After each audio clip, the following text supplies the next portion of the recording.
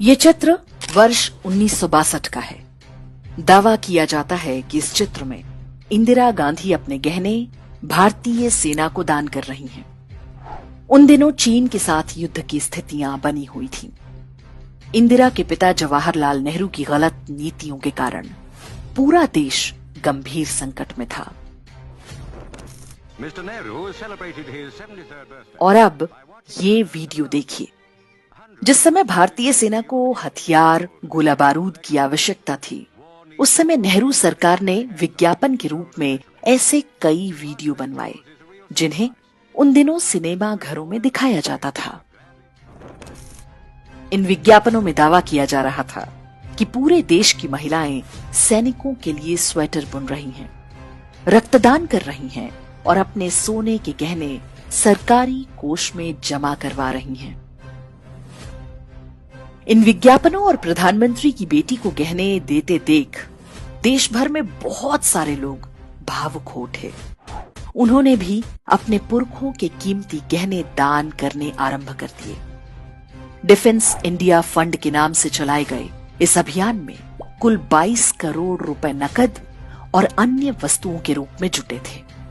धन संग्रह का ये अभियान अभी आरंभ ही हुआ था कि चीन ने युद्ध विराम की घोषणा कर दी।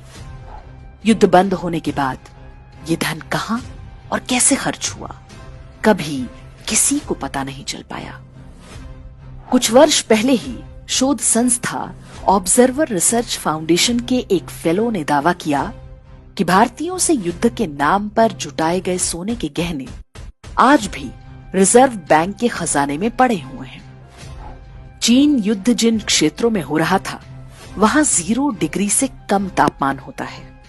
विज्ञापनों में जो स्वेटर दिखाए गए थे, वैसे भी सैनिकों के किसी काम के नहीं थे। सोने के लिए गांधी परिवार की हवस का असली दृश्य वर्ष 1975 में आपातकाल के समय देखने को मिला। तब इंदिरा गांधी ने राजस्थान और मध्य प्रदेश समेत देश भर के कई राजघरानों पर छापे मरवाए थे। विशेष रूप से जयपुर की महारानी गायत्री देवी और ग्वालियर के सिंधिया घराने को निशाना बनाया गया। जयपुर की महारानी गायत्री देवी बहुत आकर्षक और गरिमामयी व्यक्तित्व वाली महिला थी। वे शांति निकेतन में इंदिरा गांधी के साथ पढ़ चुकी थी। स्कूल के दिनों से ही इंदिरा गांधी गायत्री देवी से अत्यंत ईर्ष्या करती थी। पत्रकार खुशवंत सिंह ने लिखा है कि इंदिरा गांधी एक आत्ममुग्ध महिला थी। उन्हें अपने से सुंदर कोई स्त्री कभी सहन नहीं होती थी। गायत्री देवी भी इसी का शिकार बनी। कहते हैं कि देश भर में राजाओं का प्रिवी पर्स बंद करने का निर्णय भी इंदिरा गांधी की इस ईर्ष्या का परिणाम था। इंदिरा गांधी को संदेह था कि गायत्री देवी के पास बहुत सारे सोने के गहने हैं। इंदिरा के आदेश पर जयपुर में पूरे महल की तलाशी कराई गई। बताते हैं कि जयगढ़ किले को पूरी तरह से खुदवा डाला था, लेकिन कुछ विशेष नहीं मिला। छापेमारी के अंतिम दिन राज परिवार से संबंधित मोती डूंगरी महल के तहखाने में 800 किलो सोना मिल गया। वो सोना वहां पर रखा है, इसकी जानकारी राज परिवार के सदस्यों को भी नहीं थी। ये सारा सोना सरकार ने जब्त कर लिया था। ये आरोप भी लगते हैं कि जो सोना मिला था, उसका एक बड़ा हिस्सा गायब करवा दिया गया था।